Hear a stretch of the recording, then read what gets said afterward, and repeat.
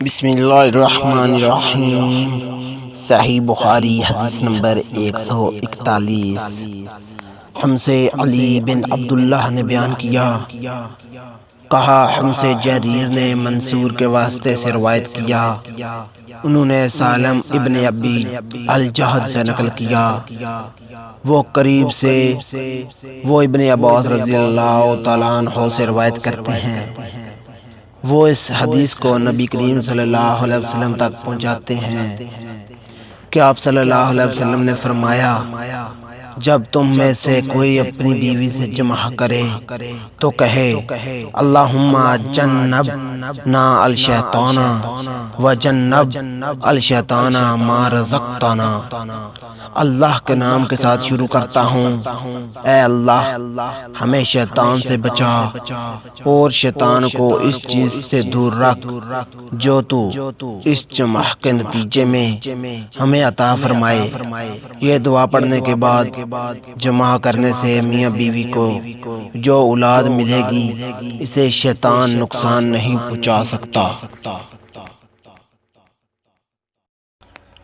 صحیح بخاری حدیث نمبر 142۔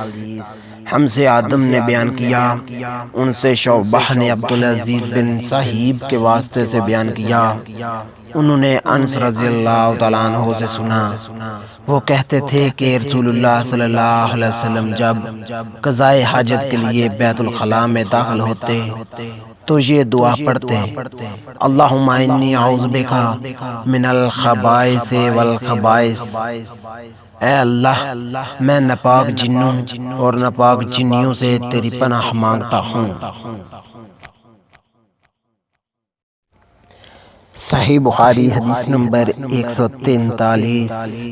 ہم سے عبداللہ بن محمد نے بیان کیا، کہا کہ ہم سے حشم ابن القاسم نے کہا کہ ان سے ورقا بن یشکری نے عبداللہ بن ابی یزید سے نقل کیا، وہ ابن عباس رضی اللہ تعالیٰ عنہ سے روایت کرتے ہیں کہ نبی کریم صلی اللہ علیہ وسلم بیت الخلاء میں تشریف لے گئے، میں نے بیت الخلاء کے قریب آپ صلی اللہ علیہ وسلم کے لیے وضو کا پانی رکھ دیا، باہر نکل کر آپ صلی اللہ علیہ وسلم نے پوچھا یہ کس نے رکھا؟